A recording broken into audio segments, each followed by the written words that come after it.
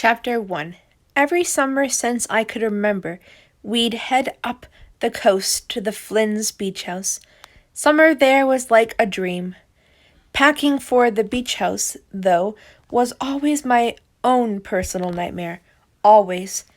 It never used to be so bad when my mom did it for me, back when I was a little girl who didn't really know or care what I needed. But now I would make more of an effort, and then lose my patience, turn my suitcase over, and start again. It was mid-morning on Wednesday, the day before we left, and Dad came into my room with a glass of soda for me. "It looks like a bomb's gone off in here," he said, laughing. "I hate packing." "Don't forget to take after Son." Okay. No way was I going to forget that. Last year, I'd burnt the back of my legs so badly, it had been painful to sit down. My dad looked around the room, shook his head, and abandoned me to the chaos.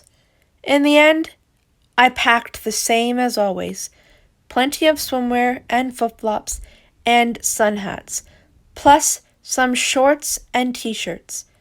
I eventually threw in a yellow sundress that the girls had convinced me to buy on a day out shopping, just in case. Part of the reason I was having even more trouble packing this year was because I had a boyfriend now, and he'd be there with us.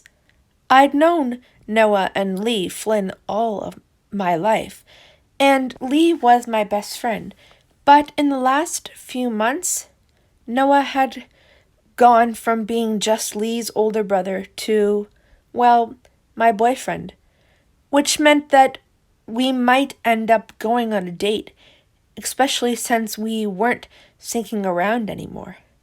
I smiled at that. No more sneaking around. No more hiding from my best friend because I was worried we would hurt his feelings. We were officially dating.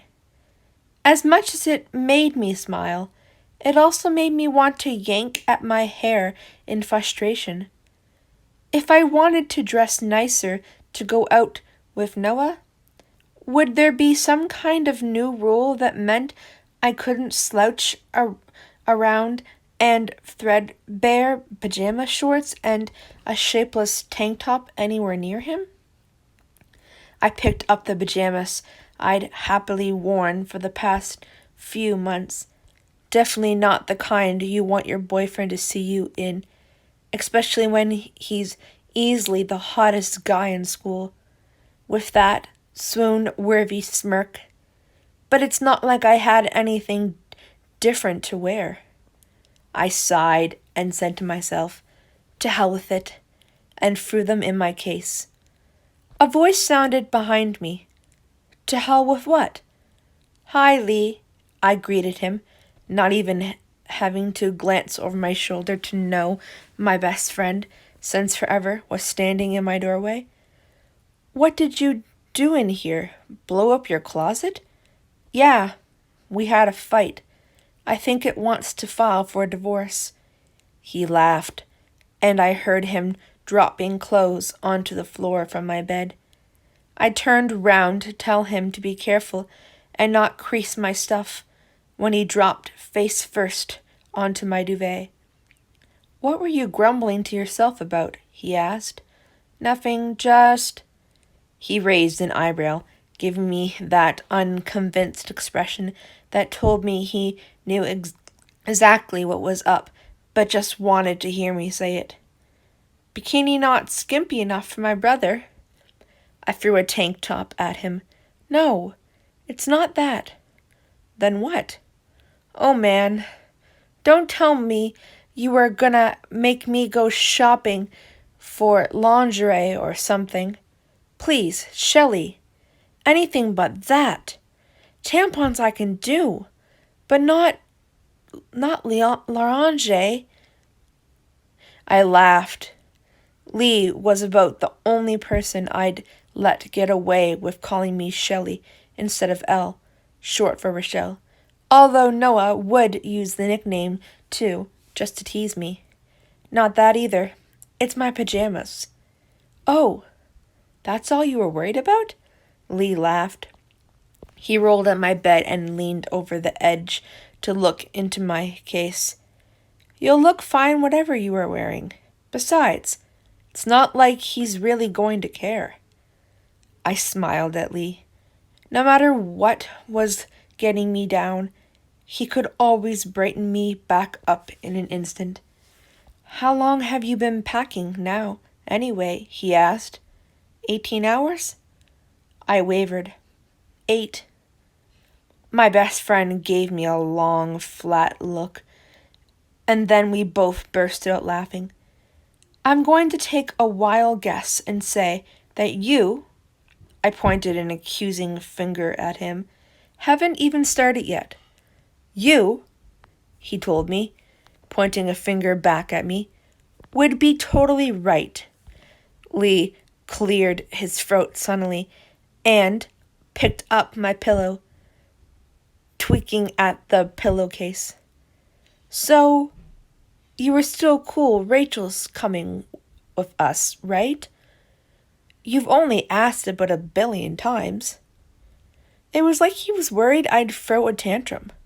Tell him he couldn't change things this year, and how dare he bring his girlfriend. I mean, in a way, yeah. I wanted to tell him that I didn't want Rachel there. I wanted it to be the same as it always was, and always had been. But how selfish would that be? For one thing, I was dating his older brother. I could hardly tell Lee I didn't want him to bring his girlfriend along when I'd have my boyfriend there. Besides, even if I weren't with Noah, things were always going to be different this year anyway. Noah wouldn't be staying the whole time. He was leaving 2 days earlier than the rest of us, with his dad to check out the Harvard campus. They were flying to Massachusetts while we stayed behind. I hated that things had to change. Growing up, I'd thought we'd always have the beach house. That no matter what, every summer we'd go there, and for just a couple of days, we could act like kids and just hang out. Even when we'd gotten older, and Noah drifted away from us to go to parties on the beach in the night, or make parties, or make out with random girls who fawned over him. He'd always come back to hang out with us, because there, with the sea and the sand and nobody else around, none of us cared about what anybody thought. Summer at the beach house meant everything was different, but different in the best kind of way. Except this year, I wasn't so sure. I blinked, looking at Lee and pulling myself out of my thoughts. It didn't matter if I was cool with Rachel coming with us or not. She was Lee's girlfriend. I had to be okay with it, for him. It was lucky I liked her. Yeah, of course I am, I answered him. When did you say she's coming down? Monday, he told me, and her family is picking her up on Thursday afternoon, on their way to visit some relatives. Okay, I nodded, and grabbed a pair of pants from the floor, folding them up. Elle, are you sure you're okay about? Yes, I laughed, to reinforce my words. Yes, I'm okay about it, Lee, for the billionth time already. Besides, it'll be nice for your mom and me to have some female company for a change. There's only so much of you we can handle, you know? I did catch on to that, he said, with a smirk, given how little time we've spent together over the past few years. Both of us laughed, and I grinned at Lee. Go on, get your butt back home and start packing. I shoved him off my bed. If you forget to pack your trunks again this year, you are not borrowing one of my bikinis.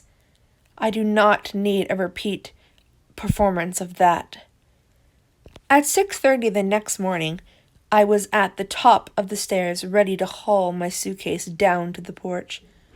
A knock sounded on the front door, and Lee opened it, stepping inside. "Whoa, watch it," he exclaimed, and was suddenly leaping up the stairs to take my bag from me before I got past the third step. I'd been gripping the banister hard to keep myself from toppling over. My suitcase weighed a ton. "Thanks," I said. As we reached the door, there was movement from near the kitchen. Lee looked past me, and I turned to see my dad standing there in his pajamas and old burgundy robe, his glasses sitting a little crooked on his face and too far down his nose. He pushed them back up. "You kids ready to set off, then?" "Yep," the two of us answered in unison. "You know the drill. No mad parties. Drinking tequila. Don't swim too far. Be nice to the other kids." "We know," we chorused. Dad laughed, but it broke off with a yawn. I know. Some parental spiral as every year, right? Come on, then, El. Let's have a hug before you go." I went over and gave my dad a hug and a kiss on the cheek. "Be careful." I rolled my eyes. What did he think I was going to do? See if I could beat up a shark and live to tell the tale? Honestly, you know what I mean. I frowned questioningly at him. Did I? Lee coughed pointedly by the door, and Dad shifted from foot to foot and crossed his arms. He clenched his jaw briefly, looking uncomfortable, then said, "With Noah." Somehow I managed to keep my cheeks from flaming. Instead, I sighed and rolled my eyes again elaborately. On the bright side, at least Lee didn't make any sarcastic comments. It was bad enough that he'd bought me a pack of condoms for my birthday. Then he'd given them to me in front of not only his parents and Noah and my 10-year-old brother, but my dad too. Lee's way of dealing with the awkwardness of me dating his brother was to crack jokes. You can just imagine how much the whole condoms thing made me laugh. "Ha ha! I'll be fine, Dad. Stop worrying. I'll call you when we get there," I said. "All right, bud." He smiled, and, for a second, he looked more like a 48-year-old man than he usually did, but only for a moment, and by then I'd already started back to the front door. Lee picked up my suitcase before I had the chance to. "Lee?" He half turned toward my dad. "Yeah? Look after my little girl for me, will you?" It wasn't Dad I was looking at now. It was my best friend, and he was looking back at me with a soft, friendly smile on his face. His blue eyes were warm and familiar, and the freckles spattered across his nose were embedded in my memory, as they had been for over a decade. I felt this sudden urge to hug him tight and be glad that whatever else went on, however much things changed with us getting boyfriends and girlfriends and growing up, I always had Lee. A small part of me, in a voice that sounded oddly like Lee's in my mind, told me to stop being so cheesy. "Don't worry," he said, watching me, and I could tell his thoughts were on the same wavelength as mine. "I will."